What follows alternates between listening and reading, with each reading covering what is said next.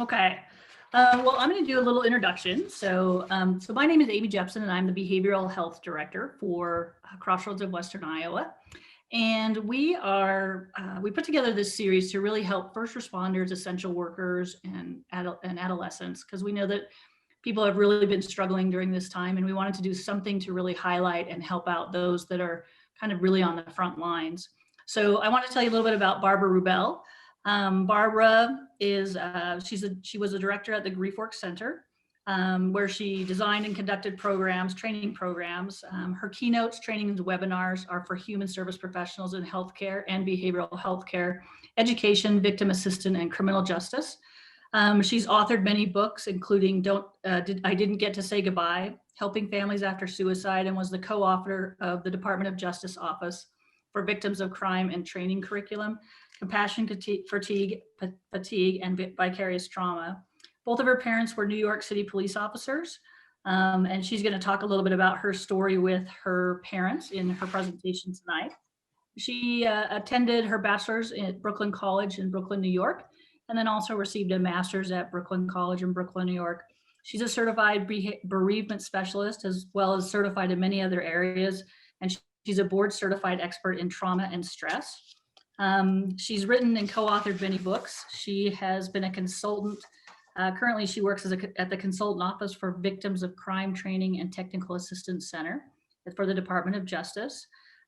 She's worked as a director of the Grief Center, consultant for the Attorney General Division of Criminal Justice, and many, many others, as well as when I went to print out her resume, I didn't realize it was 28 pages. So she has a ton of speaking experience. She's written many books. She's a well-known speaker for the things that she's able to talk about and the way that she's able to touch the audience and really bring things to life. And we're very, very pleased to be able to get her to present in our series. So without further ado, I'd like to introduce you to Barbara Rubel. Thank you. Thank you. Building your personal resilience, handling the stress of vicarious trauma. Thank you to Crossroads of Western Iowa to bring me here today to talk about a topic that is so important to all of us, especially during a time of COVID. Come back with me to 1986. 1986, I was in the hospital and I was awaiting the birth of my triplets when my father, who was a retired New York City police officer, sergeant, took my mother's weapon because she too was a New York City police officer. She was one of the first female officers when police officers had to wear a skirt to work back in the 1950s, 60s, and early 70s. He used her weapon to end his life.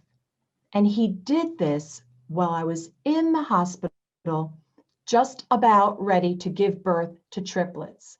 I kept my babies in utero for 3 weeks, but I could not attend my father's funeral or wake or be a part of all the rituals that I, as a grieving daughter, wanted to be a part of. And I tried to find meaning in his death. I was always so proud of my dad. New York City cop, my mom was a cop, and they were strong, they were resilient, and they were loving parents. And I never thought that my father would shoot himself right before becoming a grandpa. How do you do that? And how do I, as a daughter of this man that I loved so much, how do I make meaning in that? How do I find meaning in that? Why? Why would you kill yourself? Why would you do that right before I gave birth to not one baby, not two babies, but 3 baby boys? I questioned why. My father's death by suicide propelled me into my career as a thanatologist.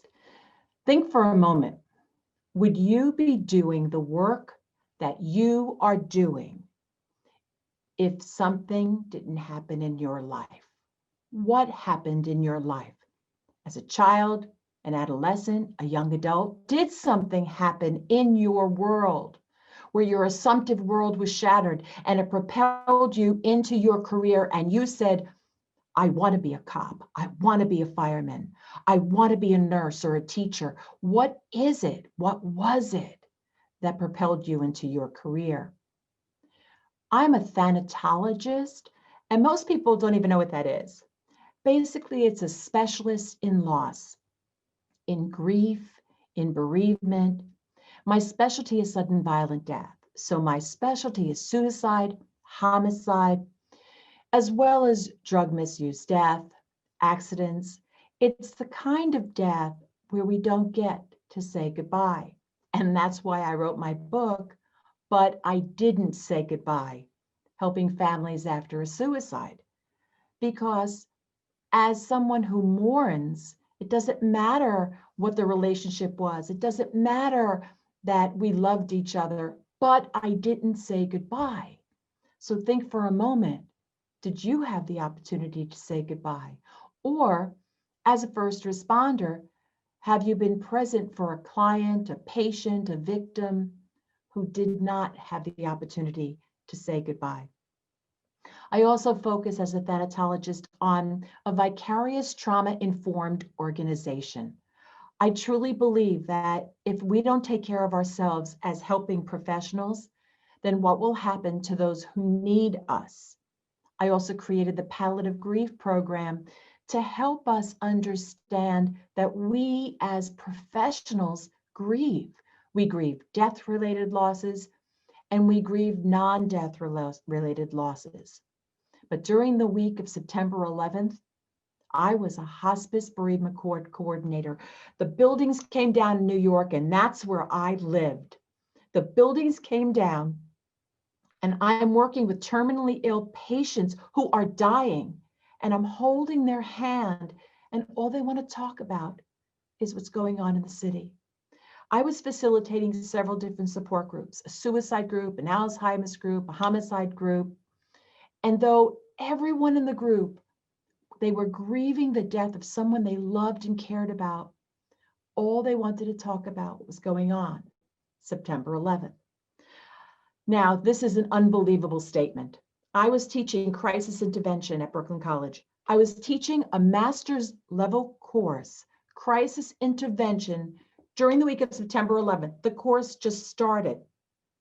How do you teach crisis during the worst crisis of all time? And it was in the car coming back home from teaching that night and being at hospice during the day that I realized I couldn't hear one more story. Everyone was dying. Everyone was grieving. My world was filled with death, dying, and bereavement, but I didn't know what I was feeling. All I knew is I'm exhausted. Years later, I realized that what I was experiencing was compassion fatigue, job burnout, secondary traumatic stress, and vicarious trauma. And I know, and I knew then that I had to do something. I had to do self-care. I had to take care of myself. Because if I didn't take care of myself, if I didn't explore this thing called compassion fatigue and secondary traumatic stress and vicarious trauma, how could I continue my helping role? And I've done a lot for professionals to help them. But in so doing, I really helped myself. And so today, as I'm exploring vicarious trauma with you, and we're exploring ways to stay healthy during COVID-19, I want you to reflect on the fact that you are human and you can only do so much. And it is critical that you take care of yourself. So I want to thank you for being here today. We have several modules, so let's take a few moments to explore Module 1. Here we'll talk about the introduction and the program overview. You're going to look at the modules, the objectives, and why we'll spend the next 2 hours together. In the beginning of most programs, people ask, what problem do I need solving right now? What challenges am I facing that I'm hoping that this webinar helps me face those challenges head on? And what skills do I need improving? And what results do I expect? Because you have to get something out of this training. And this training is based on all of the latest research for first responders to manage your stressful role. This webinar is for you. Now, you were able to download the participant manual. If you registered for this particular webinar, then you got it in an email. It's also on the Facebook page. You can find it and work along with me for the next 2 hours, or after today's program, you could download it, make a copy. It's 10 pages, self-assessments and quizzes and fill-ins that you can do after today's program. So it's your choice. So there are worksheets in there. And then also, I like to keep this interactive, even though it's me talking. We have a chat bar. And in the chat bar, at certain points in today's webinar, you'll be able to go to the chat bar and type in what you want to type in based on the question that I'm asking you at that point in time. So here's what you're going to look forward to for the next 2 hours. We have module 1 that we're in right now, which is the intro. Then we'll move to module 2, which is characteristics of grief and trauma. They impact a person's story. Those characteristics can complicate a person's grief, maybe even causing prolonged grief disorder. As a thanatologist, I recognize, though, that these characteristics of grief, they also impact a first responder's mental health. It impacts you so that you can become vicariously traumatized by their story, by their characteristics of loss. So we're going to talk about that. In module 3, I'll define compassion fatigue by looking at job burnout and secondary traumatic stress. And then in module 4, we'll talk about vicarious trauma, what contributes to it, what are the symptoms. Are you vicariously traumatized? Then in module 5, we'll explore the fabulous principle. These are 8 techniques to manage your stressors from your job. And then in module 6, we'll wrap up and close. We have 3 objectives: to recognize characteristics that impact you on your job, and those characteristics influence grief. And as you are present for someone who's grieving or traumatized or in a stressful situation, their characteristics will impact you. Then we'll identify the contributors to compassion fatigue and vicarious trauma. Third, we'll develop 8 pathways of self-care, 8 ways of managing your stressors by looking at your character strengths. And that's number 4. Our last objective is to take 8 of your character strengths, put them into practice to build your professional resilience. At this time, we move to module 2, characteristics of grief.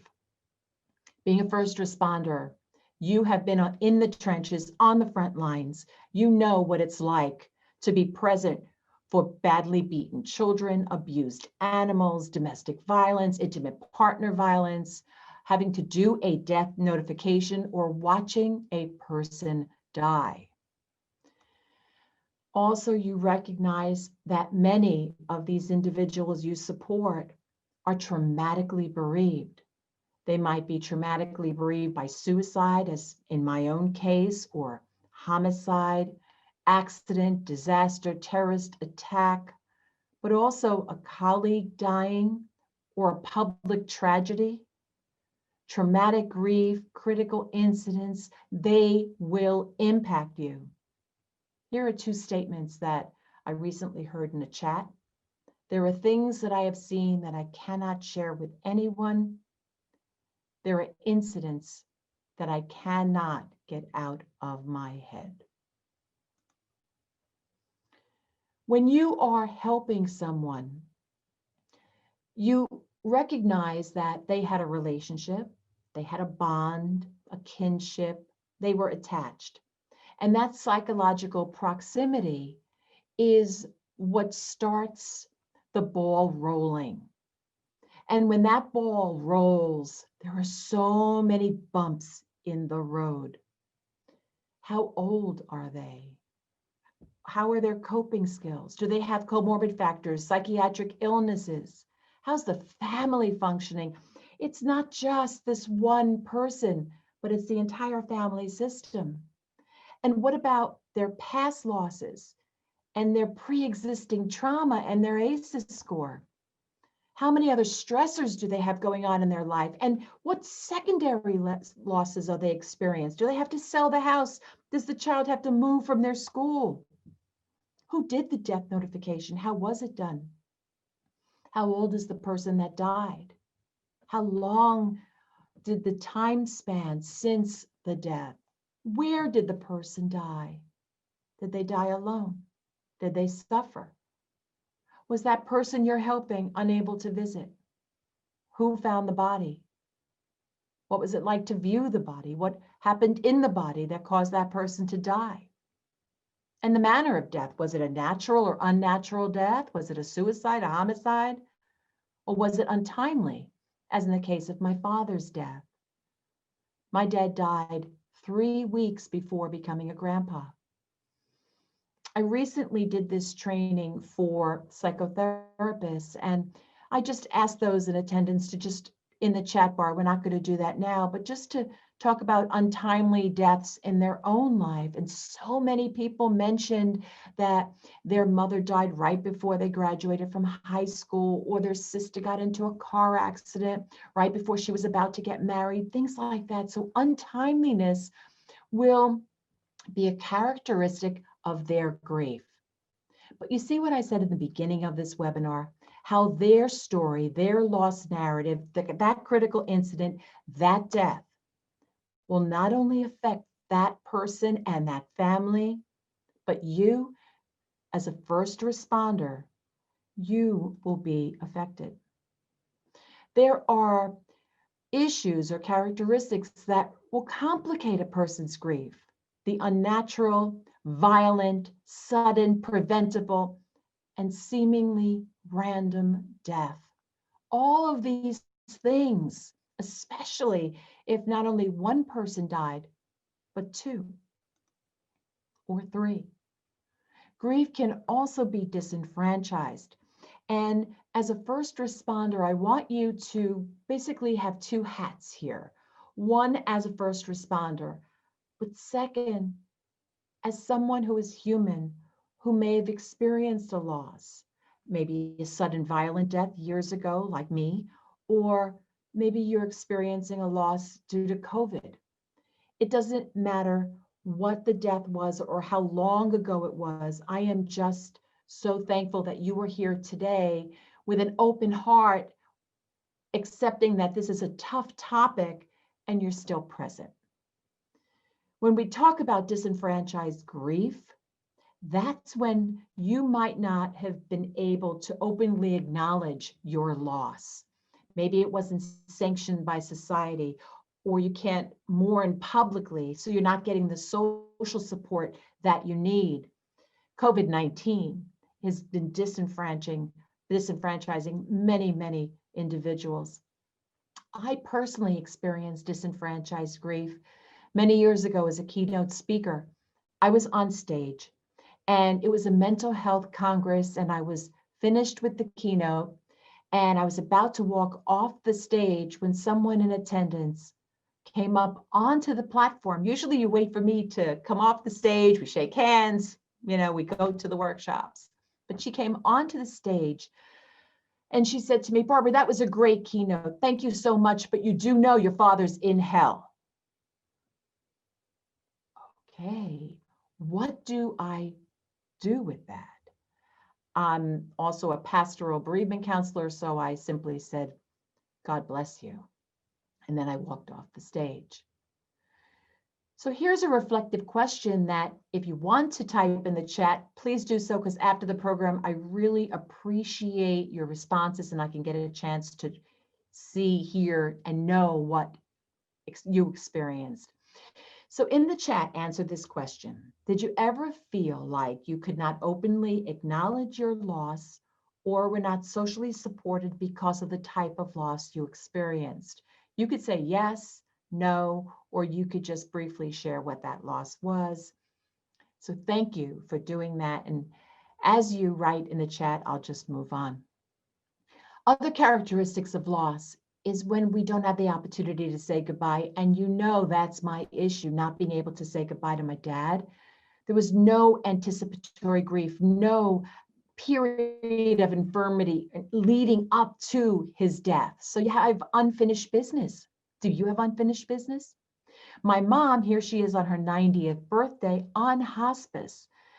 With her, I was given the opportunity and the blessing to be able to say goodbye. At this point, we move to module 3, which is compassion fatigue.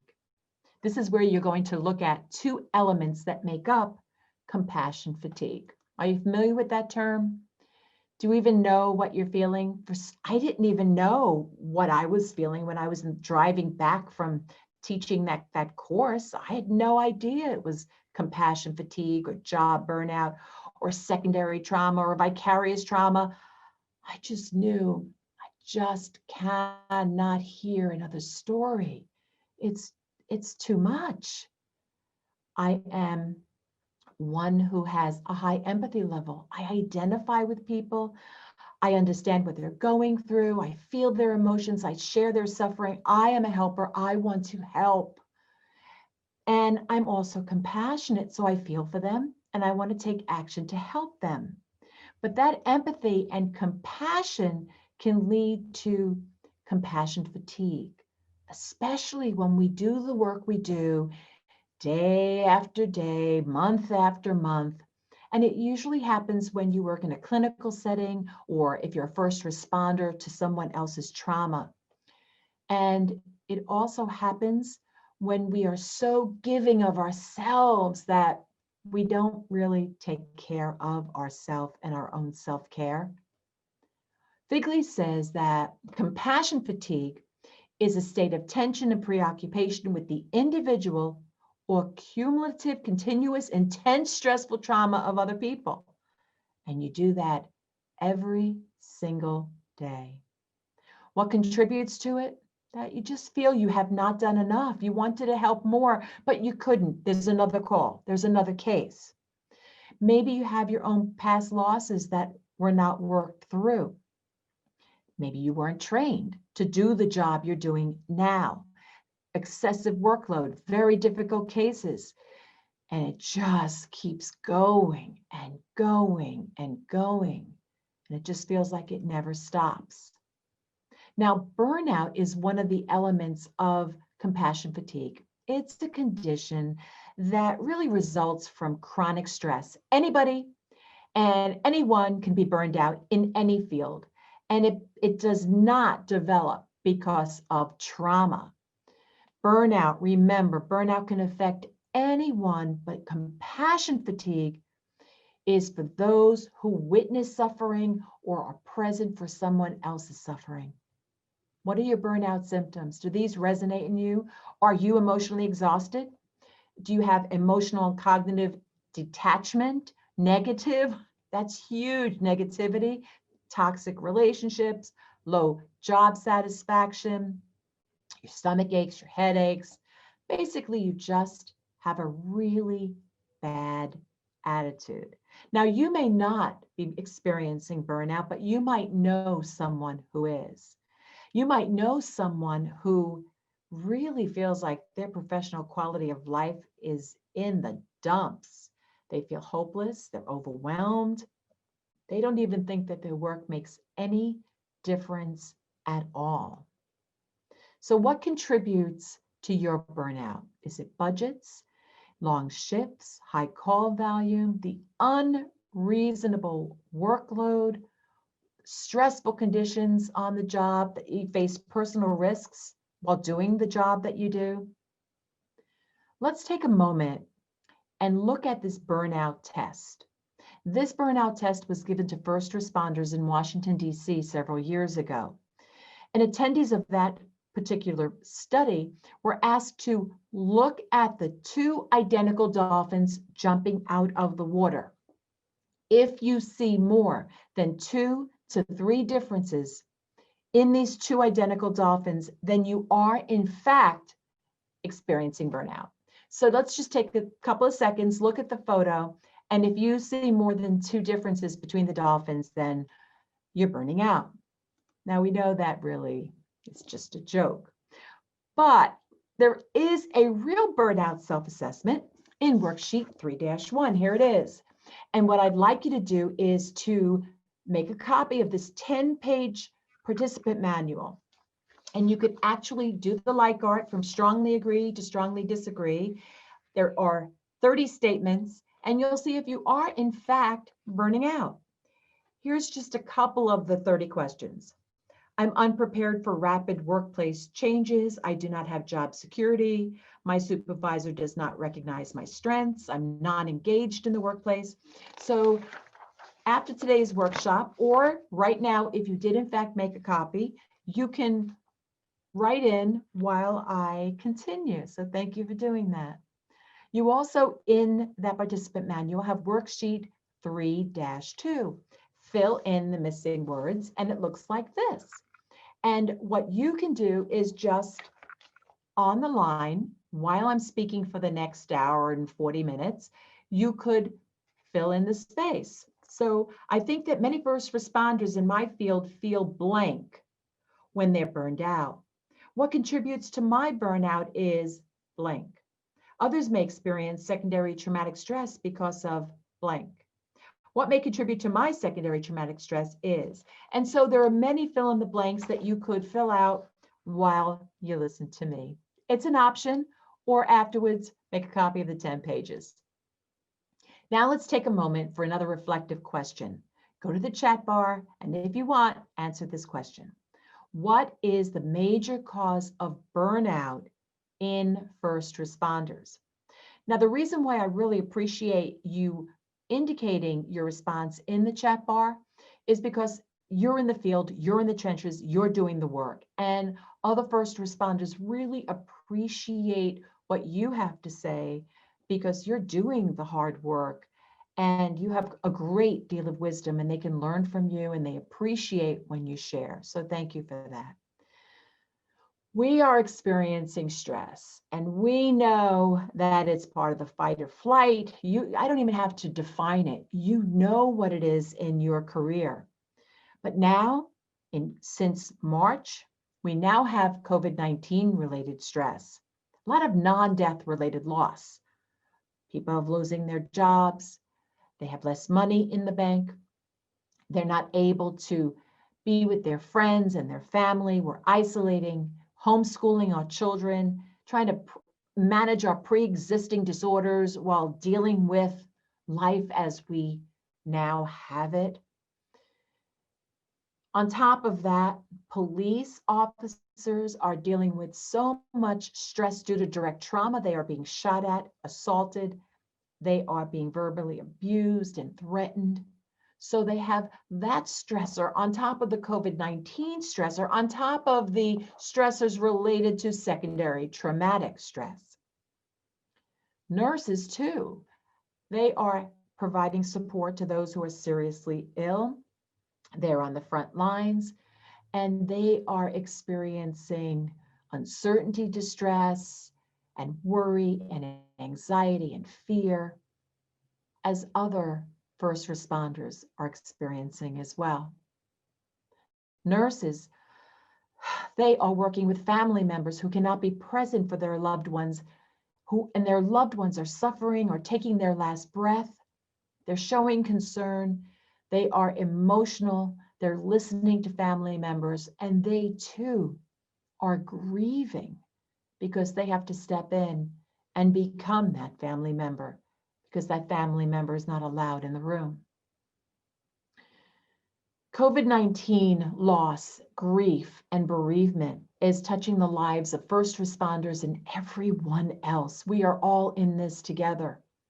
But you in particular are responding in a pandemic. First responders are people in the American death system. And you're recognizing that people are experiencing ambiguous loss. Their family members, they're physically absent, yes, psychologically present, but they can't see them. They can't touch them. First responders are experiencing disenfranchised grief, uncertainty, distress. They're grieving themselves for their own family, their own friends. And some of us may experience complicated grief. In the long run, we may find it difficult to mourn, to be bereaved, and need help for a prolonged grief disorder. But we don't know. All we know now is that we're trying our best to cope with this uncomplicated mourning at this time. But in the end, what I'm hoping to see is that first responders will experience personal growth and post-traumatic growth and make meaning out of this really tough time that they're going through. In COVID-19, there are so many non-death related loss. And you know, as well as I, not being able to be with our friends, be with our grandparents, be with our people, We want to just be with people in our faith community, in our school system. And we've lost that world. We have an assumptive world. We assume our shoes are going to be where we leave them in the morning. We assume that we're going to get back to work the next day and not come back months later and see our office as we left it. We have a loss of a sense of safety at home, loss of childcare, loss of financial security. We're not only dealing with death-related losses, but we are dealing with non-death related loss as well. And on top of that, first responders are coping with fear. Fear. That's what we are experiencing in this pandemic. We fear that we may get COVID. We fear that we may die. We fear that we may infect someone that we care about. And that's bringing about anxiety. How do you go to work day after day as a helper, as a first responder, when you're dealing with so much anxiety? Well, hopefully you have workplace collaborations, you have partners, you have supportive family members. You're trying to do the best that you can, because together we will get through this uncertainty distress. When is it going to be over? Yeah, we're dealing with stress and anxiety and depression and all of that. But this uncertainty, not knowing when this pandemic will end, that's really making us feel like we've never felt before. And so what are you feeling? Panic. Panic. Did you watch the media? Did you watch the reports of people clearing the supermarket shelves of food and toilet paper? Did you go into one of your supermarkets and see that your shelves were barren, that there was no food on certain shelves? And that is a panic, irrational behavior because of the perceived threat of the virus. It's uncertain. We don't know if we're going to get sick. We don't know if our loved ones are going to get sick. We don't know if we're being given the right information about the coronavirus. So at this point in the webinar, I'd like you to do what you did before. And as a reflective question, go into the chat. If you're experiencing uncertainty, distress, how are you dealing with it? How are you dealing with it? You might not have known what it's even called until today's webinar. But how are you dealing with that uncertainty, that distress in your body, your mind, your spirit? And please share that in the chat, because we really can learn from you. So thank you for doing that.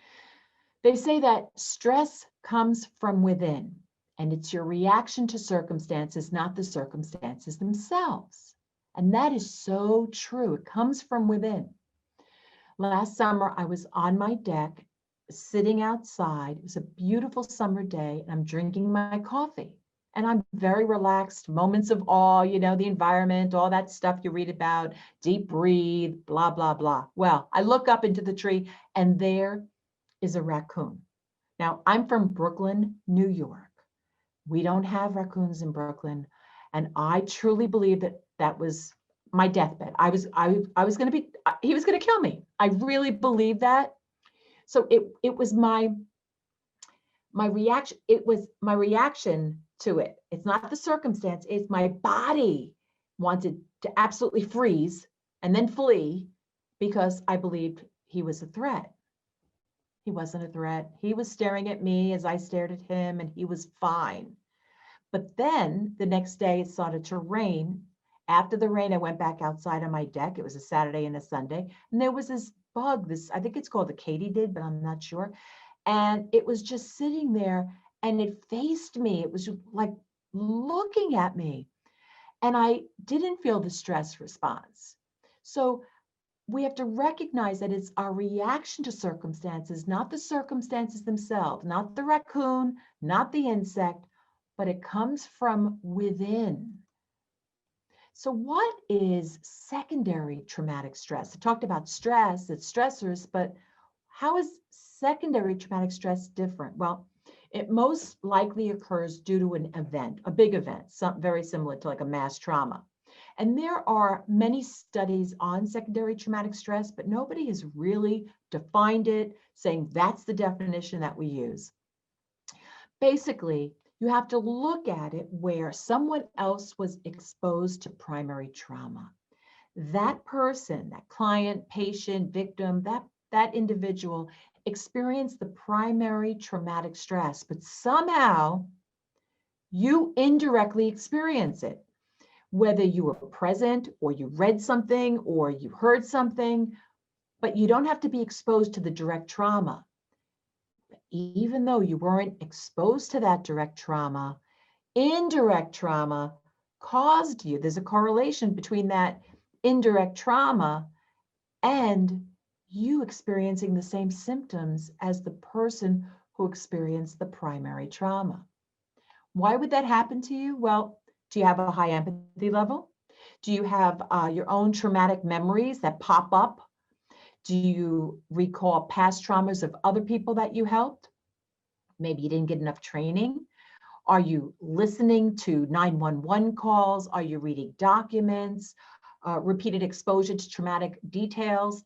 I work a lot with the courts and those who are court coordinators. They never see the victim. They're not in the court, but they read the documents. The 911 operators hear the calls. So the police officers are on the beat. So where is your place? Think about it. Being a fireman, being a police officer, being a nurse, whatever your role is, what contributes to your secondary traumatic stress?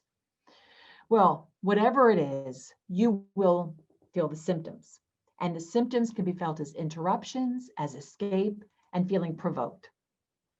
The 5 top things that keep coming up in my trainings, even though this is part of research, is that my heart pounds, I'm upset about reminders, this work that I do encroaches on my personal time. I'm thinking about that person when I don't want to think about that person or escape. I really feel discouraged about the future. I don't want to be around people. I don't want to go to the gym. I especially don't want to be around reminders of my work. And sometimes I can't even remember things that happened at work. And the last thing is arousal, feeling that anxiety, really being angry, not being able to concentrate, just feeling jumpy, and really believing that something bad's going to happen. When you're around bad things all day, when you're around critical incidents and death and non-death related loss, how can you not expect something bad to happen? Because that's what happens. So how do you deal with it? Do you find you just want to go to sleep and take naps? Are you misusing your prescription drugs? Are you binge shopping, using Amazon a lot, retail therapy, marital problems, unhealthy eating or drinking too much, dissociation through social media, talking on the phone too much? What are you doing to manage what you're experiencing? So again, like we did before, let's go to the chat bar. And here's a reflective question. What is the major cause of secondary traumatic stress in first responders? What do you think that is? What's the major cause of secondary trauma? At this point in the webinar, we're going to move to vicarious trauma. We had the opportunity to talk about the modules and what we were going to talk about. Then we looked at characteristics of loss, then compassion fatigue. And now in module 4, we're going to really take a close look at how someone can become vicariously traumatized. Now, you know that others are traumatized. It could be because of one event or many events. It was a physically, emotionally, cognitively harmful experience. It might even have been a life-threatening experience. And it affects them. It affects every part of who they are as a person. And their symptoms, you know, they're confused, they're guilty, they're distraught, distrust others, stomach problems, they can't cope with normal stressors. There's 50 or 60 different trauma symptoms. But on top of that, on top of a current trauma that you're there providing support and helping them through it, they might have also had a high ACEs score. You don't know who you are helping and their their losses, their pre-traumas. Did they have sexual abuse, neglect, domestic violence as a child? What did they witness or experience before this particular moment in their life where you're present for them? What is this thing called vicarious trauma? Basically, it's prolonged engagement with victims of trauma. And it's you being present for their details, their loss narrative, their story, their crime, their tragedy. It happened to them and they were traumatized, and somehow you became vicariously traumatized. And why did this happen? It's because you have to have controlled empathy. I did a presentation in Maryland for judges, and they all spent quite a period of time talking about that controlled empathy on the bench. They had to be present, they had to listen, they had to read about the trauma content, they had to be present for the secondary traumatic symptoms of the victims who came in their court. But they needed control empathy, and so do you. Perhaps at times you do cry along with the victims. You're human, and that's okay.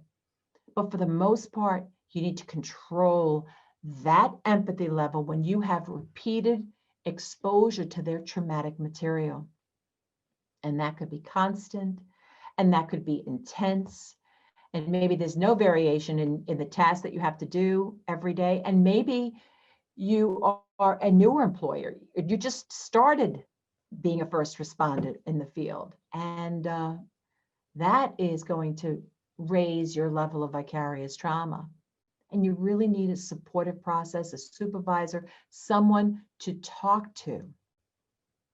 Because the vicarious trauma symptoms, although it's so similar to secondary traumatic stress, what makes vicarious trauma symptoms different is your profound changes in your sense of safety. You are not safe in your world. Your assumptive world has been shattered along with those victims that you support. And there are negative cognitive changes. Your personal identity about who you are in the world, your identity, your values, your sense of self changes the core of who you are. And when you are vicariously traumatized, the purpose you have in the world shifts. So again, very similar symptoms to secondary trauma: problem sleeping, boundary issues, being forgetful, a greater sensitivity to violence. But what is different is those cognitive feelings, the sense of state, the cognitive thoughts, the feelings, the sense of self. That's what actually changes. In vicarious trauma, it's about your sense of safety, that you don't trust others, your self-esteem, the intimacy, the control you have, and that could stay with you for a lifetime. Lewis Carroll said, "Who are you?" said the caterpillar. I hardly know, sir, just at present," Alice replied rather shyly. "At least I know who I was when I got up this morning, but I think I must have been changed several times since then." Now, during my full day trainings, when I'm working with first responders, I'll stop at this point and have them just talk amongst their table, their team. And they talk about the changes several times throughout the day.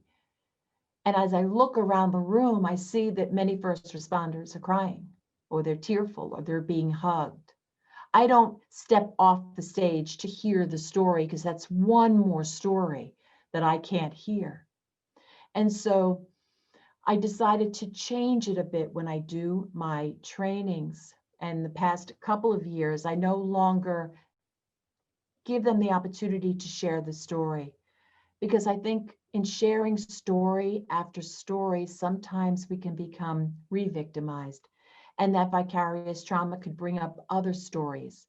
So perhaps we need to just recognize ways to manage that pain and find our own self-awareness, our own ways to make meaning, our own ways to cope and be mentally healthy.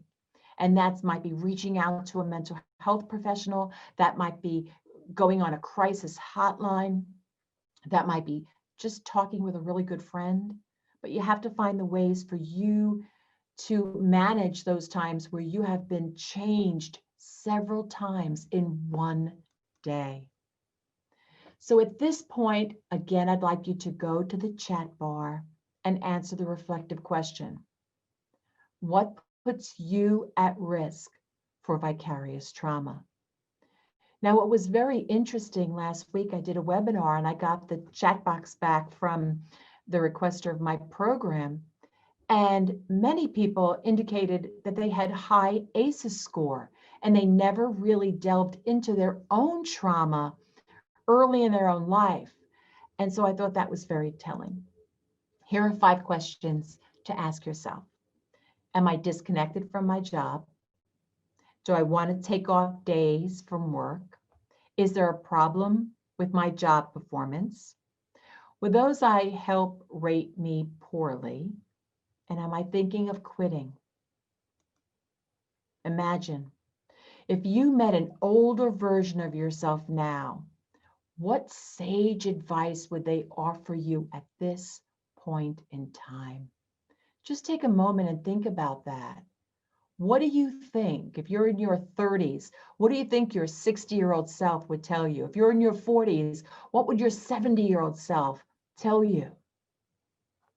And if you're younger than that, and mostly as a 63-year-old woman, it seems like everyone to me is in their 20s today. So if you're in your 20s or 30s, what would your 90-year-old self tell you today? What advice would they offer you? Let's now look at Module 5, the fabulous techniques to manage vicarious trauma. Here you're going to get a closer look at building your resilience, and it's all about resilience. At this point in my program, I usually hand out these little stretchy guys. They're about this big, and I have everyone in attendance just pull out the stretchy arms, and then I'll ask them, how are you like this little stretchy guy? And what they will say is, I need to know how far I can stretch out the arms before I snap, right? I need to know how far I could stretch before I snap or before I break. So what is resilience for our purposes? It's a skillful way to bounce back from secondary trauma and vicarious trauma after the stressful workplace challenges supporting others. Makes sense. Resilience is a learned skill. It's from the attitudes you have about life. It moves into your ideas about your own well-being and how you cope with all the stuff that happens in your world. And most people challenged by this pandemic will grow from the experience. Resilience and disaster recovery is an ordinary thing, and most people recover. Most people recover. They address their stress, their hardship, and they build their resilience. So understanding that we can build our resilience, let's look at a framework for personal growth or post-traumatic growth and transforming the way you look at whatever stressors that you're dealing with right now in your world. It's about your wellness.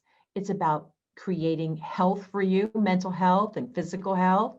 It's about feeling safe in the workplace, about your morale.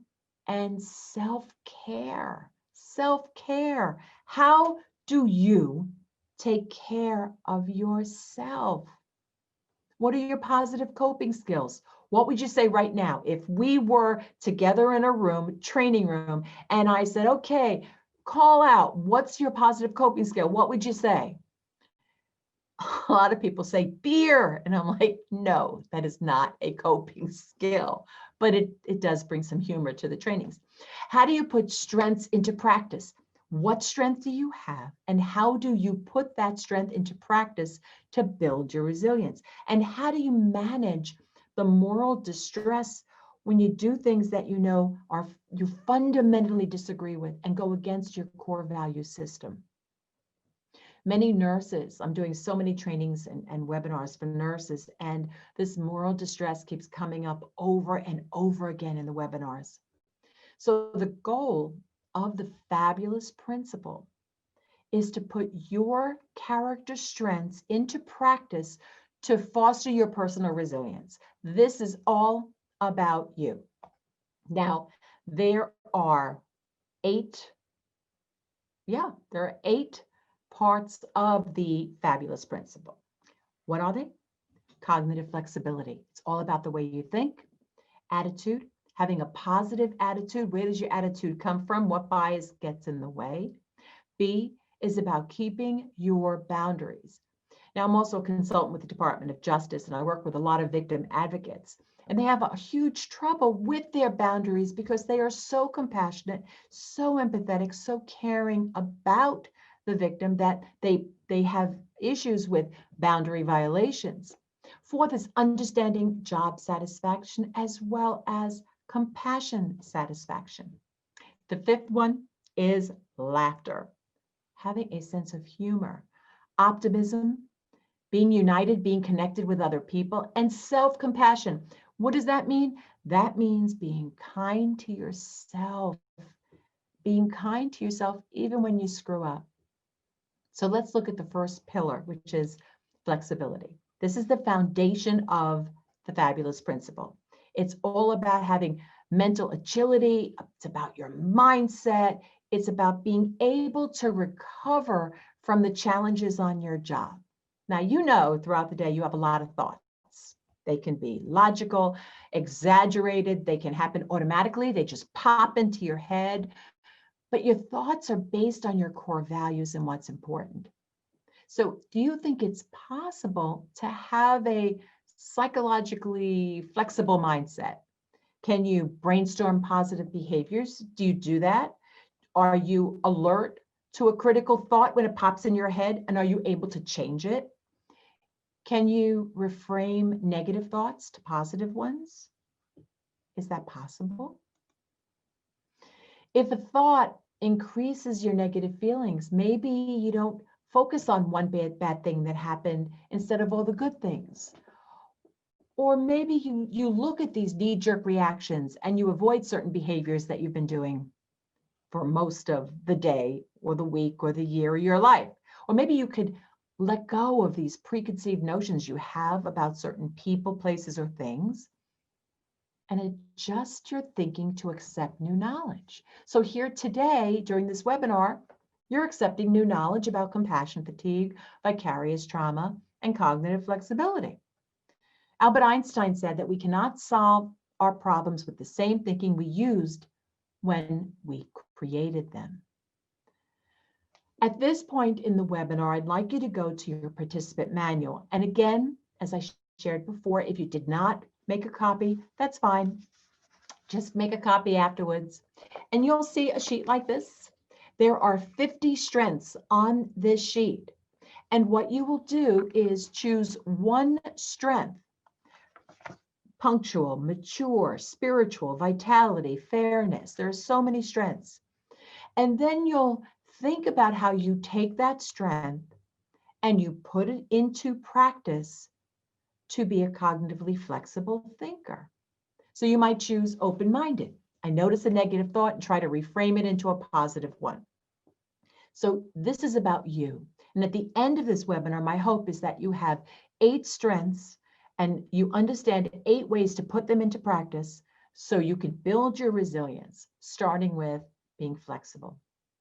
The next pillar is attitude. It's a tool for overcoming the stressful demands of being a first responder. It influences how you think about the world, how you feel, and of course, when you think and feel, how you behave.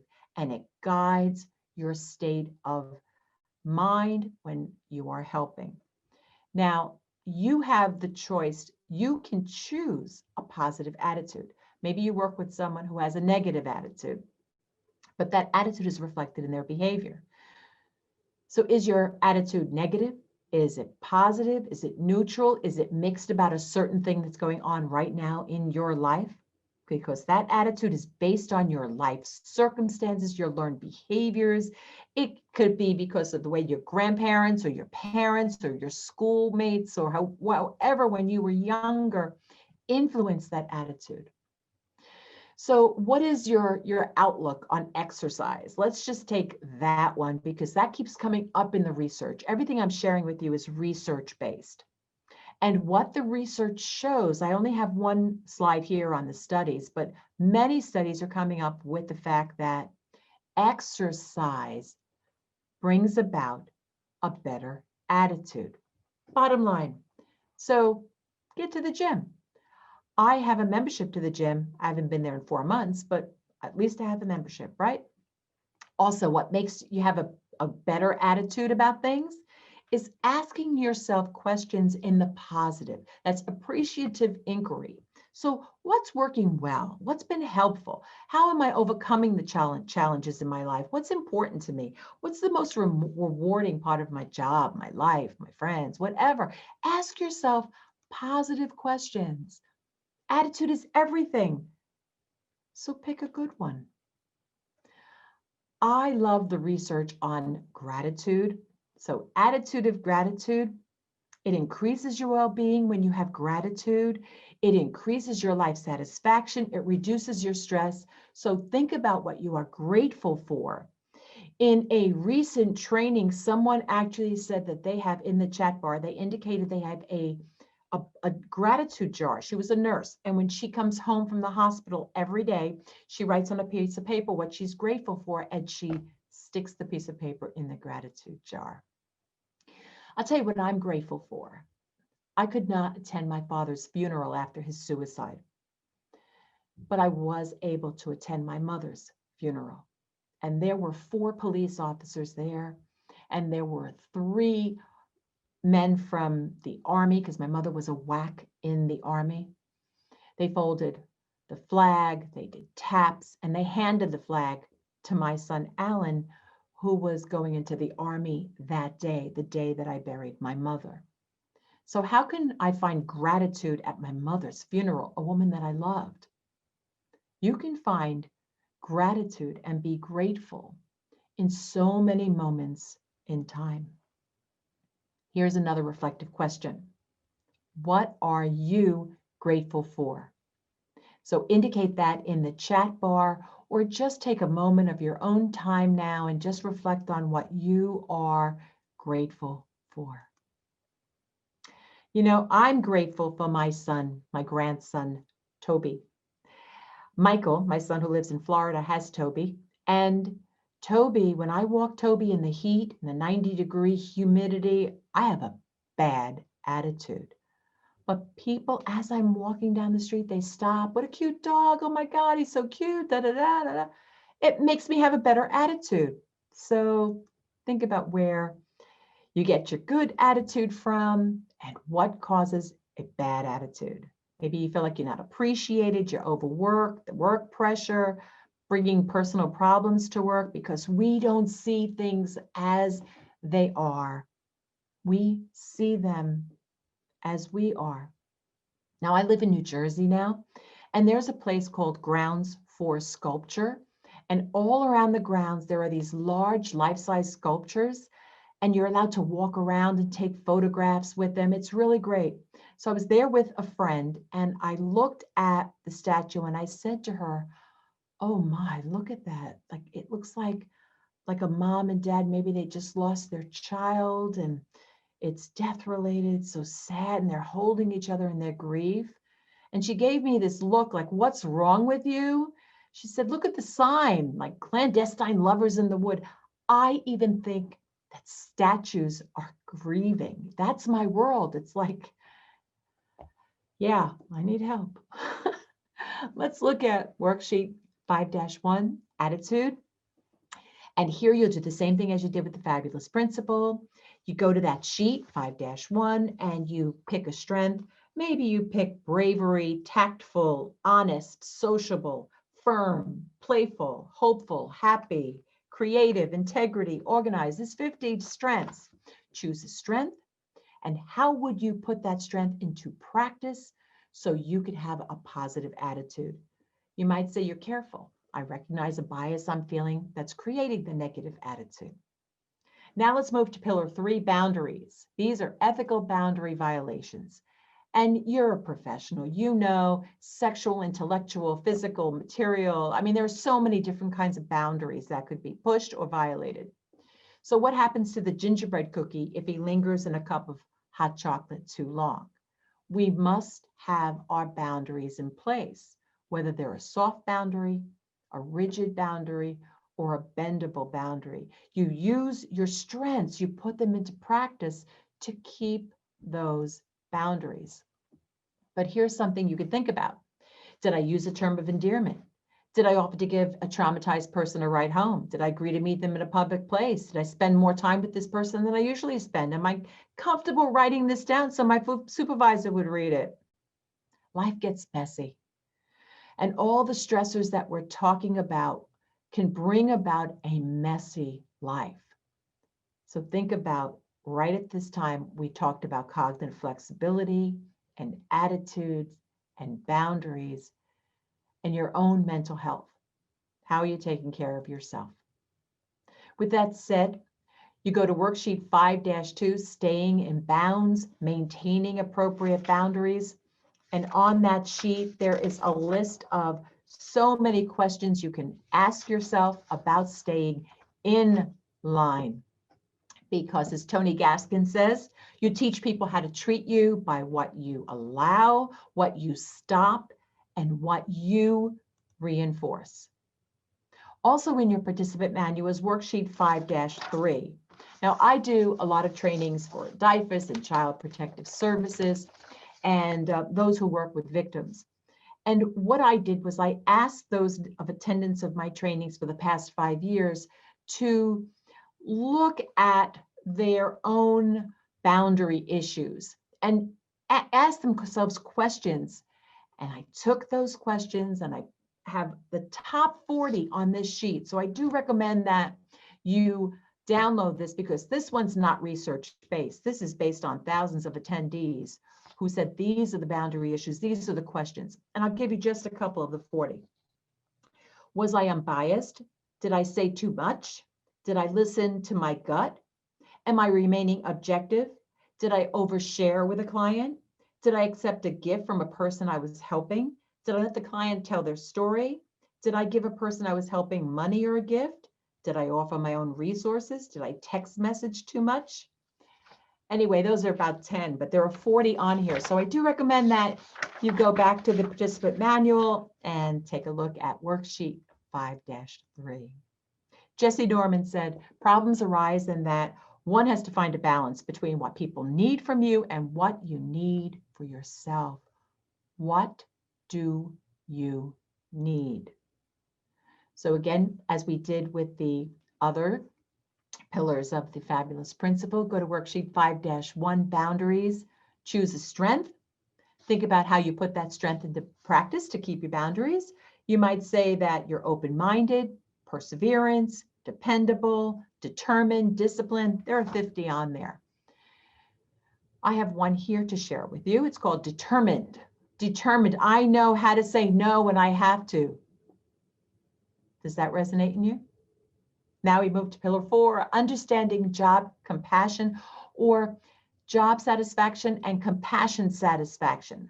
That's the fulfillment you get by doing the work that you do. So here's a reflective question for the chat bar. How have you made meaning in your role? How have you found meaning in what you do? What makes you understand that why you're satisfied with your job? You like the responsibilities. You work with a trusted leader. You're accomplishing the goals you set out every single day to accomplish. So are you satisfied with the appropriate workplace and the right industry? You have the right strengths, as we're talking about. You're paid as much as other first responders. Your leader is really a great leader. Your goals are being met. You feel like you're actually making a difference, and people are showing appreciation to you.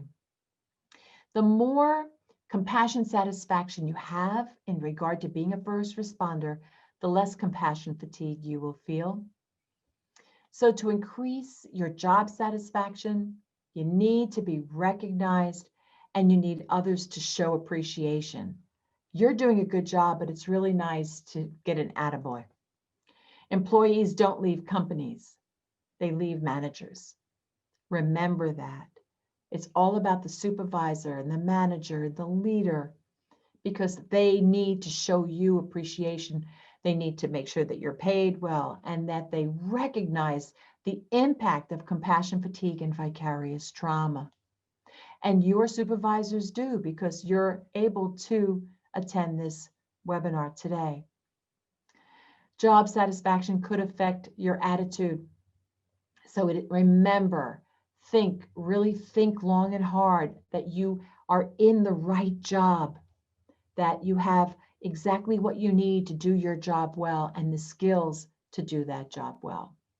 To be satisfied, to understand that compassion satisfaction, that you're giving the compassion to that client, to that victim, to that patient. You are giving them what they need, and you are satisfied with the level of what you are giving. It's the pleasure that you get from doing the work that you do, that you have, in fact, a meaning in life, a meaning in your role. To be present and to be mindful. As a hospice bereavement coordinator, I was present for a death. A 90-year-old woman was dying and her husband was by her bedside. And he looked at me with fear in his eyes. He said, "Barbara, help me say goodbye. I don't know what to do. She's dying. She can't breathe." And I just said, "Tell her you love her. She hears you." And in that moment, I felt compassion satisfaction. The level of compassion I was giving to him in that moment, in that stressful time of saying goodbye, of her taking her last breath, I was present for that. That's compassion satisfaction. So have you grown from your own personal experiences? And have you experienced post-traumatic growth or personal growth because of the experience? Dealing with this struggle that you're going through and getting to the other side of it? Appreciating life, feeling like there's new possibilities because of what happened, and finding meaning in your role. Meaning reconstruction. What does that actually mean? Well, Bob Niemeyer talks about meaning reconstruction through storytelling. Have you told your story about compassion fatigue, about vicarious trauma, about your own personal losses, or even your early ACEs scores? How have you found meaning in your own losses? My dad killed himself, and that pushed me into my career. What makes you want to do the work that you do? Was there something in your earlier life that made you want to explore being a first responder because you found meaning in it? There is a meaning lost code book that I use when working with the bereaved, but we can apply meaning making as first responders. As a first responder, I'm more spiritual, or I have greater perspective about life. Maybe you value life now. I don't take life for granted. Or you realize that life is short and there's no guarantees. Maybe you drink less, or you really appreciate social support, or you're not upset by the small stuff, not after what you see as a day on the job. Maybe you're more spiritual, or you feel like that person was ready to go, or they lived a good life. Or maybe you found no meaning at all. But you can find meaning in your role, in your own personal losses. At this point in the webinar, you go to worksheet 5-1, Understanding Job Satisfaction, and you do the same thing that we've done. You go to that sheet, you choose a strength, and you put it into practice. You might say skillful. I know how to communicate. The next pillar is laughter, having fun in life. So that's about stand-up and slapstick and sarcastic, gallows, observational, and self-defeating humor. I love laughing, finding joy. So in the chat bar, what's the type of humor that you most often rely on to prevent compassion fatigue and deal with your vicarious trauma? Stand-up, slapstick, gallows, observational. What tickles your funny bone? So put that in the chat bar as we move on. It's really important to incorporate some fun into your day. However you do that, what I've seen in the chat bar is a lot of people are going into their car and putting on the comedy channel, and they're just listening to 5 minutes of a comic, and then they're going back into the workplace. Whatever you do. I like affirmations. You ever hear Stuart Smiley? Well, Stuart Smalley, say this with me. Let's do this. Ready? I'm good enough. I'm smart enough. And doggone it, people like me. Affirmation. Whether they like you or not, it feels good to say it. It's also important to just decompress at the end of the day. Now, I'm a keynote speaker and trainer, and I did a training for school nurses many, many years ago. And during the keynote, I told the school nurses to go home and decompose. I talked about how important it was to decompose, how every first responder, essential worker, blah, blah, blah, decompose. Oh my God, I believed I was saying decompress until some kind nurse came up to the podium and said, Barbara, you're telling us to decompose. So that really made me laugh. Other people would have been like, oh my God, a keynote and you're telling them this and how embarrassing. I just was hysterical. So we have to find ways to have a sense of humor. And believe me, bringing home 3 baby boys, triplets, I needed a sense of humor. Again, go back to worksheet 5-1, choose a strength, how you put it into practice. You might choose zest. I start each day with a sense of excitement. See how that could increase your humor, sense of humor. So pillar 6 is optimism. Optimism influences your physical well-being, being optimistic. Optimism, it is an attitude, it's a personality trait, and all of the research indicates that it is a protective factor against secondary traumatic stress, job burnout, compassion fatigue, and vicarious trauma. So optimists are significantly more successful than pessimists in adverse events, and they have life goals, and their life goals are not impaired because they are optimistic. Isn't that great? So are you an optimist? Do you anticipate the best possible outcome? Do you use active coping strategies that indirectly influence your quality of life? And do you believe others really want to be your friend? That makes it easier to have social supports. That's amazing. So also, you could become, it's an amazing thing. It's called vicarious resilience. Just as a traumatized person can be traumatized, they can also be transformed in a positive way. You draw inspiration from their experience. Something happens to you vicariously, you could become resilient because of their resilience. And many people are resilient. They are optimistic, they're motivated, they have a sense of hope. You can learn about overcoming adversity from others by seeing how resilient they are. Now, I mentioned at the beginning of the program that I work with many victim advocates. And I have to share with you that so many have said that they were sexually assaulted, that they lived through domestic violence and intimate partner violence. And now they want to give back and they want to work as a victim advocate, helping others. That's vicarious resilience. That's amazing. They have a greater perspective and appreciation of life. Now, also the research shows that optimists, they choose healthier behaviors. And we all know you choose healthier behaviors, your life could be increased. So if you want to live a long life, hello, then be an optimist. So How would an optimist or pessimist talk about your role or their role if they're a first responder? An optimist would say, as a first responder, I feel like my role is rewarding, fulfilling, gratifying. As a pessimist, they would say it's wounding, it's exhausting, it's draining. So let's just look at this cat. This pussy cat. Do you think he's going to get hit in the head? Well, if you think he's going to get hit in the head, you might have a pessimistic point of view. If you feel like he is not going to get hit in the head, then you might be an optimist.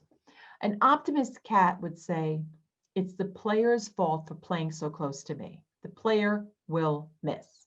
A pessimistic cat is going to say, hello, I'm so getting hit in the head, and it's all it's all my fault. I shouldn't have played on this, sat on this field. I'm never going to get off this field. So you see how an optimistic cat and a pessimistic cat looks at it. But you don't want to wind up looking like this cat.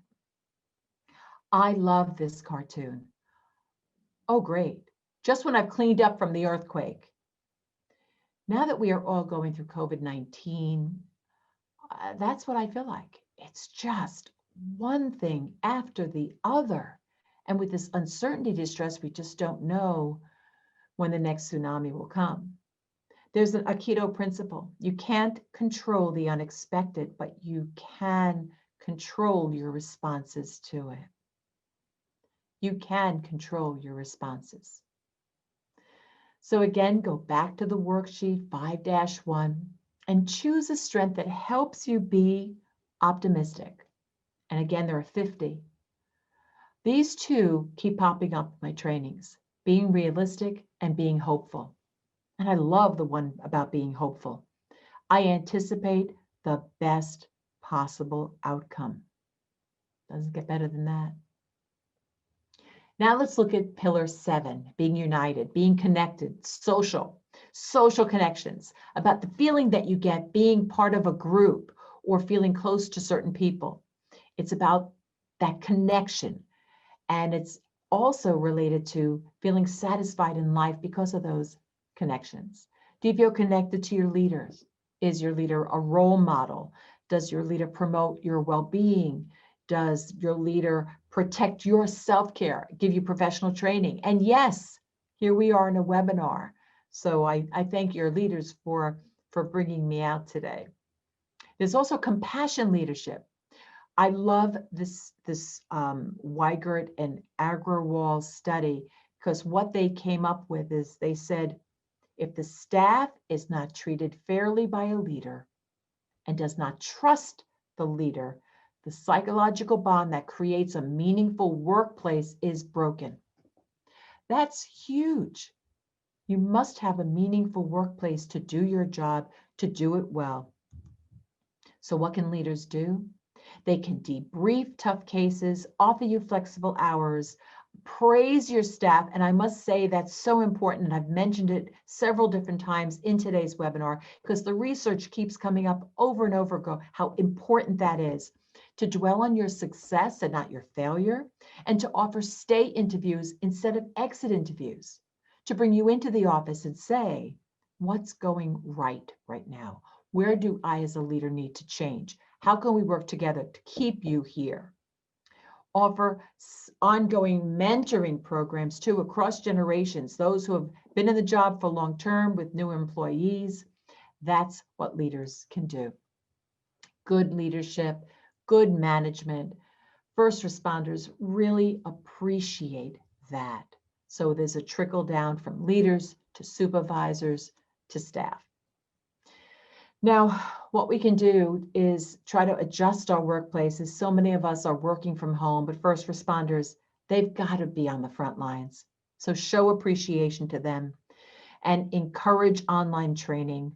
Modify your organizational policies if you have to for the well-being of your first responders. Adopt policies that promote and support staff self-care. And also you have your EAPs, and just adopt these policies and procedures and have open discussions about mental health and healthcare and self-care and relationship building and being connected and working together. But sometimes we work with people who we simply don't like.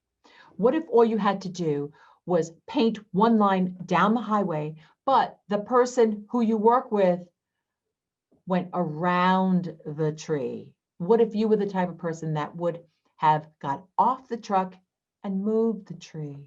So we don't always work with people who we like, and sometimes it could be messy, but we have to try to get along with the understanding that some people are real, some people are good, some people are fake, and some people are real good at being fake. Remember your friends, though, because friends accept you the way you are. So who's your best friend? My kids were lucky. They were connected at birth. They were triplets. And I love this photo of hear no evil, speak no evil, see no evil, because it reminds me that we need connections. And we are connected on this universal scale, that we have this awe environment when we listen to music, when we sit on the deck, when we focus on things beyond ourselves. We're dealing with COVID, but we are not alone. We need to be a rock to each other. Now, when my babies were 3, I got pregnant again. I brought this little boy home and it was stressful. He's sitting on the couch there. Alan's holding him down. Matthew has knives. They were rubber. And Michael's about to karate chop him. And today I am very excited because prior to doing this webinar, I got a call from my son, Alan. That's the boy on the left, the big boy, the 32-year-old boy, who said that his wife just went into labor. So at the end of today's webinar, I'm going to call him and see if I'm a grandma yet. I'm sure it's going to take a few more hours, but it's a very, very good day for me. So who is your rock? Who would you say is that person you're going to call when you're done with this webinar? Who is your rock? You can go into the chat bar and share that. Is it your dog? Is it your spouse? Is it your best friend? Again, as we did throughout this workshop, go to worksheet 5-1, pick a strength, how you put it into practice to be united. Maybe you'll say, I'm collaborative. I'm loyal to my team. Now we're at pillar 8, which is self-compassion. It's the last part of the fabulous principle. What is self-compassion? Clearly, it's when you keep things in balance, when you fail, when you screw up, you realize, I'm not alone. Others screw up too. And you're able to remain positive and you're not overwhelmed by that screw up. Be self-compassionate. Be kind to yourself rather than being critical, rather than being so judgmental, being kind. It's also about common humanity. You recognize your pain, you might feel inadequate, you made mistakes, but you know what? That's all about the fact that you are human. And I know you're human. You are connected with others. You're connected with me during this webinar. You're not isolating yourself. You're being mindful. You keep the experience in perspective rather than ignoring it or exaggerating it. Self-compassion is self-kindness. So what do your traits enhance? Well, adaptive coping, positive affect, persistence. You keep going.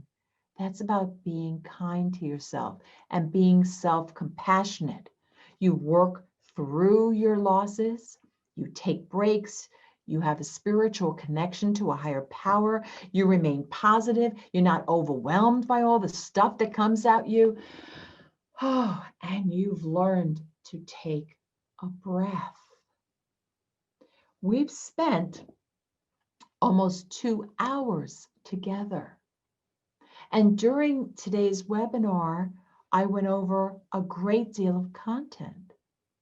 And we talked about your own well-being, your own losses. So it's important to breathe, to take that diaphragmatic breath, to appreciate the moment that you're learning, that you took the time for your own well-being. So here's a reality check. How often do you check in with yourself to assess how you're feeling after a difficult day? Would you say 1, never, I just don't do that. 2, rarely. 3, sometimes. Or 4, all the time? So go into the chat bar because I really want to read this later on today. So many people say number 1. I did a training this morning and there were over 50 ones, never. A sprinkling of rarely and a couple of sometimes, and there wasn't even 1 all the time. So I really would love to see, as first responders, if you just check in with yourself. How are you feeling? Also, it's about connecting with your body. That connection, when you get in touch with your heart and your soul, it turns off this maladaptive stress response. Some of the things that people like to do, it's in the research too, that progressive relaxation, the muscle groups through, like from the top of their head, through their necks, all the way down to their legs. It's a progressive relaxation.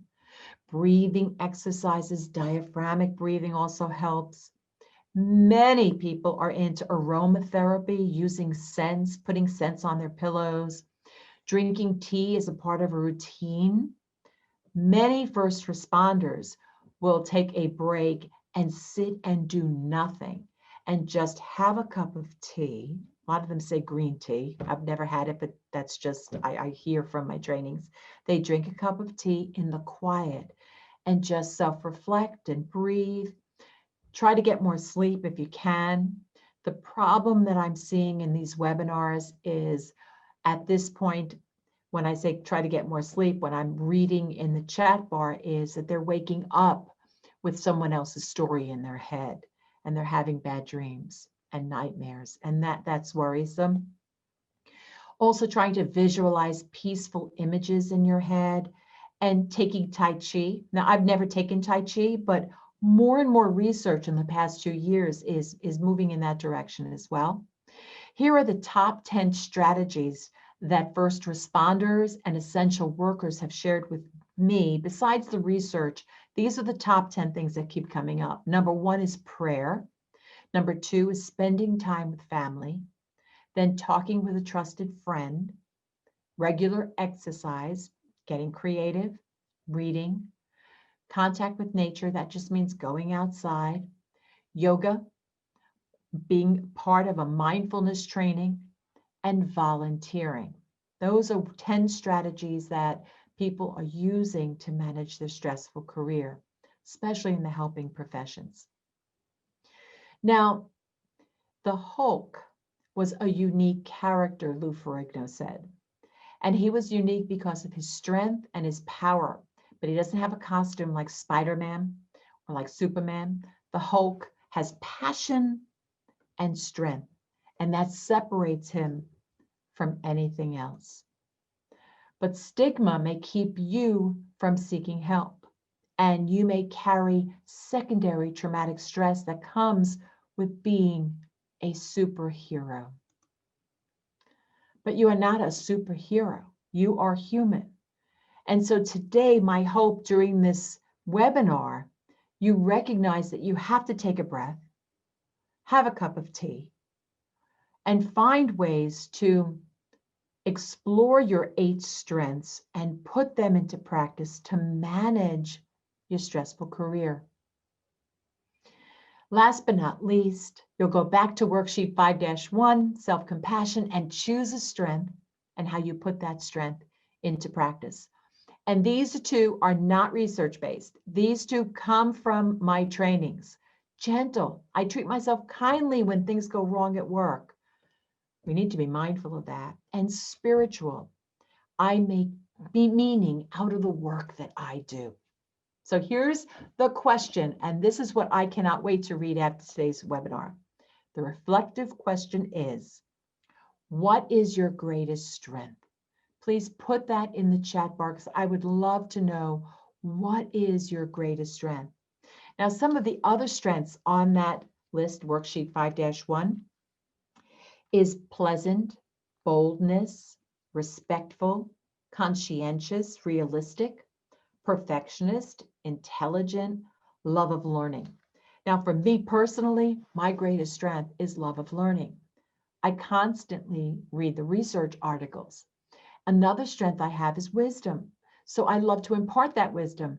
I'm not doing the work. Other researchers are researching it. I just like to read the research and kind of adapt it to my world and put it on a slide and teach it to you in hope that it resonates in you and you can find meaning in that and stay healthy. Because that's the bottom line, to build our resilience, to know what our strengths are. But we also need to know that strengths can contribute to vicarious trauma because they can become your greatest weakness. What if you're too helpful? What if you're too trusting? What if you're too hardworking? Right? So strengths can become your greatest weakness. Remember that. Also, remember that you might have a blind spot. You might have an unrecognized weakness that you didn't even know you had. You might have these cognitive distortions about the way you see the world, or strengths that you fail to see, or you fail to see yourself as others see you. In my trainings, I do a lot of trainings for social workers and mental health professionals, and they love case studies. So I always put a case study in, but not for first responders, because I realize that you are the case study. You are the person in the trenches. You're the person on the front lines. I went to Sedona, Arizona, and I went into the gift shop and I bought this postcard on the right. It was beautiful. And then I went outside and my friend took a photo of me. And when I had that photo developed, I realized, wow, I was in the same exact spot as the postcard. And I realized I'm in it. I'm there. I'm in the photo. Just like you're in the trenches. This is your world. You're doing it. You're doing good work. You should give yourself a pat on the back. God bless you. You're doing great work. But your work can cause burnout and secondary trauma and vicarious trauma. So what resonates in you when you think about the stories that you hear, when you are present for a victim or someone that is taking their last breath or a critical incident? What's the best way to support a traumatized person if you know that by your doing that, it's going to open you up to compassion fatigue and vicarious trauma? So how can you practice dealing with the secondary trauma? How are you going to deal with it? Are you going to deal with it by saying, okay, I took this webinar, I learned about the contributors to it, I know what the stressors are, now I know how to take my strengths, put them into practice, and build my resilience? I understand the importance of that. I'm hoping, you being the case study, that you do that. In that worksheet that I gave you, the participant manual, you'll also see worksheet 5-4. It's a self-care plan to let go of work. It's going to take you about an hour to complete. It's in my full day training, but I thought, why not put it in here at home, to make a copy and just do it. And you could do it with your spouse. You could do it with a sibling, with a friend, or do it by yourself. Goals in my off hours I want to accomplish, right? You got to do it. Reasons for doing it. I'm motivated to accomplish this because my strategies I'll take to make this happen. If I were to make the change today, this is what I'm going to need. I need funding, materials. I'll take action during these times, but I might not take actions due to. My tactics to overcome those obstacles are, I'll know I'm making progress when, and the benefits of my doing this are this or that. So see, it is about creating action. It's not just about spending 2 hours together. It's about having a self-care plan to take care of you. This is about you. But remember, a goal without a plan is just a wish. A goal without a plan is just a wish. So at this point in the training, we're going to have our wrap up and closing in Module 6. This is where you'll get a closer look at whether we met our objectives. You get to ask questions. You get to evaluate your level of learning. And then we get to say goodbye. So here we recognize characteristics of a person's loss that have caused you to experience secondary trauma and vicarious trauma. You establish an understanding of burnout and secondary trauma and vicarious trauma. You learn that it's important to develop a plan of self-care, and also the significance of incorporating your character strengths to develop and build your personal resilience. It is how you turn this knowledge, turn this webinar into action. You took the time out of your busy day to be with me, and I truly am very appreciative of this. I want you to move that forward and apply what you learned into your personal life and your professional life. And if you know someone who really could benefit from this knowledge, then make copies of the participant manual and hand it to them and work on it together. Orson Welles said, if you want a happy ending, that depends, of course, on where you stop your story. Now, I could have stopped in the beginning of this webinar about my dad's suicide, but instead, I keep talking about that loss, and I use it to propel myself forward to train and teach and educate others about suicide prevention, postvention, and to maybe save a life, because it is about well-being. It's about our well-being, and it's about the well-being of others who come to us for support. We are all in this together. I urge you to make the most of this webinar, to leave here with new ideas and strengths, and I want you to be enthusiastic to build your own personal resilience, because this is about you. I also want you to apply the framework to think about your purpose and to integrate those 8 elements of resilience into your life and refer to those elements. So, what do I expect of you? What are my expectations as a trainer? I expect you to try to remain psychologically flexible based on the fact that we talked about ways to brainstorm and all the things we talked about when we're talking about flexibility. I expect you to try to have a positive attitude in spite of the world of COVID-19, to look for things in your world that lift your spirit. I expect you to try to maintain your boundaries and that you don't allow others to push your boundaries or violate your boundaries. I expect you to have an understanding of why you love your job, why you like your job, why you like working with people, why being a first responder is so important to you. I expect you to keep a sense of humor, or try to have a sense of humor in spite of all the bad things that are going on around us right now. And to be a realistic optimist, to know that some things don't work out and that people die and things go wrong, but to be a realistic optimist with hope. I expect you to stay connected to positive people and let go of those people who are negative in your life, who bring you down, who exhaust you. And lastly, I expect you to be kind to yourself, especially when things go wrong, because things go wrong. I'm a speaker. I can't tell you how many times I got on the stage and the mic wouldn't work, or I got on the stage and fell going up the stage.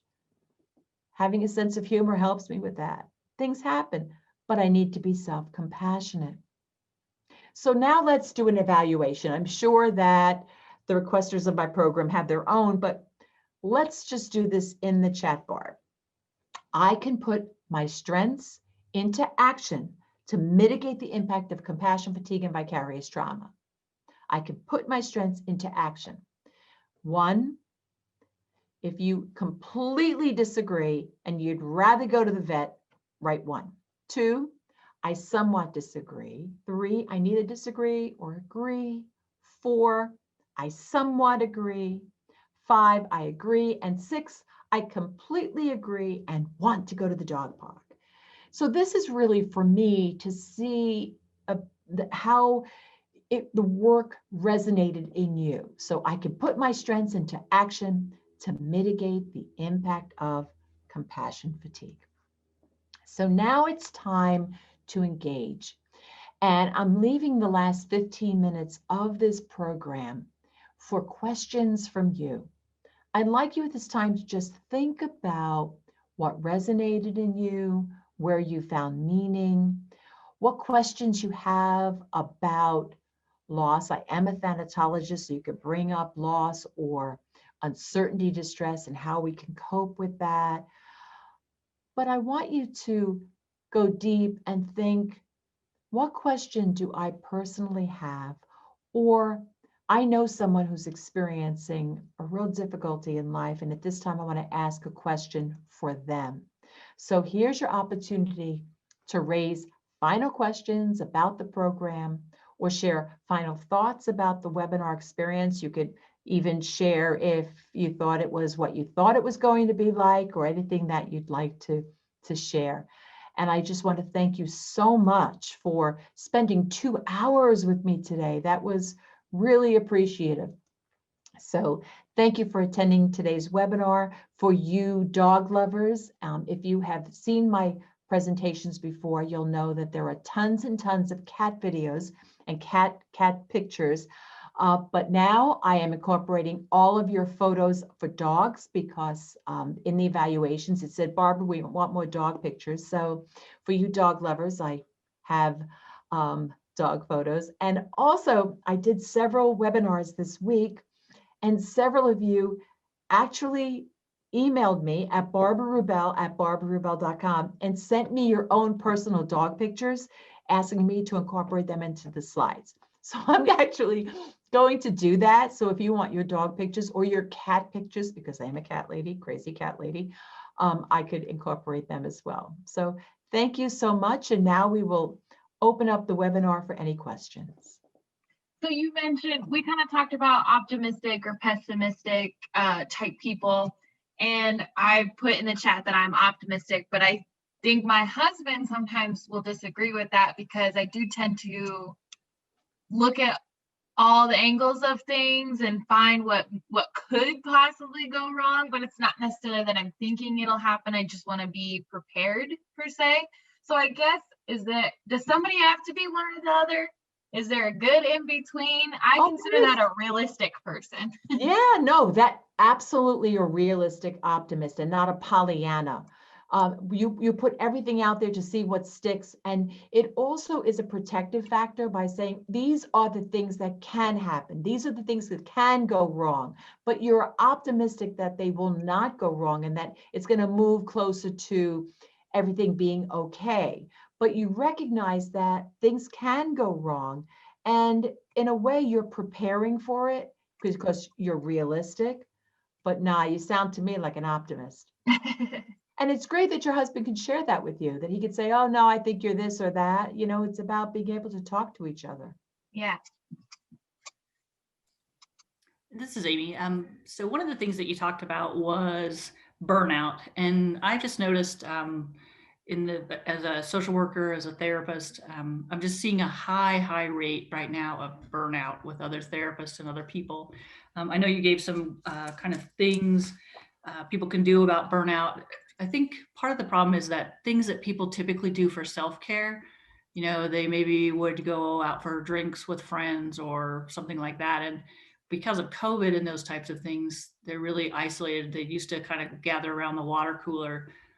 Do you have any other thoughts or suggestions on what people can do for burnout right now? Well, I'll tell you, being a social worker, I do trainings with social workers, and what I'm learning now from them in the chat bar has taught me more than the research, to be honest with you. They're doing Zoom calls. They have Zoom meetings, and they each one has a drink, and it's not alcoholic beverage. It's like tea, coffee, tomato juice. Like everyone has a different drink. And it's non-alcoholic, and it's great. Like someone could say, I'm green tea, and then they get into, I guess, representing a actual beverage, but that brings them to the room And then they get to talk just like they're sitting around a table. So non-alcoholic beverages with other social workers, with other people who are going through similar situations really helps. It's kind of like debriefing and working through their own stories and all the things that are going on in their life, because you cannot, social workers really can't go on a Zoom call with their friends and family and discuss the storytelling throughout the day, the lost narratives, what's going on with their clients, because the other people can't hold it, they can't contain it. But if you set up a Zoom meeting with 4 or 5 other social workers and had a theme to it where they have drinks, or another theme, they could have a pet. And if they don't have a pet, they can go online and take a photo of their pet. I've seen that done too. Just a theme-based, sitting around talking about their day, debriefing, basically debriefing. And there's a lot of laughter in that. Even though you start by talking about the seriousness of what's going on and why they're burned out and what's going on with their clients, and they can't hear one more story and all that stuff, coming to a place where they could just start laughing and can't contain that laughter, that works. So that's what I recommend. That's what I'm seeing. How, this is Stacy. How do you incorporate that in as well, but also preventing the burnout that at least I know I'm feeling from Zoom itself? Oh God. Yes, that's what everyone's saying, that they're all burned out by Zoom, right? But that happens with anything.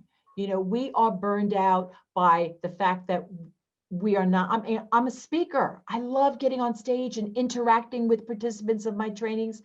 And now all I'm doing is webinars every day. So I feel like even I'm getting a little burned out because I can't wait to get back out there, to get on a plane and go somewhere. I can't wait for that. But I also have to be a realist and realize that, yeah, I'm burning out by this, but at least it's keeping me connected. I have to look for the good in that. And even though the situation is hard and I want to see your face and I want to, sit at the table with you and interact and be a tribe, I realize that we can't. And I have to just go within and look at my own strengths and my own faith and my own belief system and my own values and my own core and say, I can handle this. This is hard, but this is the only thing that I could do in order to stay connected to others. And we have to stay connected. And yes, we're burning out by Zoom. It is not easy, but we're all in this together. We're not alone. And I think that's very critical, to recognize that we are not alone in this, that it's hard. We recognize it hard. It's hard for everyone, but we can say how hard it is and know that we're not alone in that. I think that's critical. Barbara, this is Hannah. I have a question. I never know what to say to someone who is grieving. And sometimes I don't say anything because I don't want to say the wrong thing. And I wondered if you could just share maybe a couple of things that you say, when you don't have much time, it's not a lengthy conversation, but just to share that in that empathy. Yeah, I'm not sure. Yeah. And I do trainings just on how to talk to someone after a suicide, homicide, or drug misuse death. And people are like, I don't even want to go to that funeral. I don't even want to pick up the phone and say, I'm sorry. I don't. And I tell everyone, this is not about you. This is about you stopping, thinking about yourself.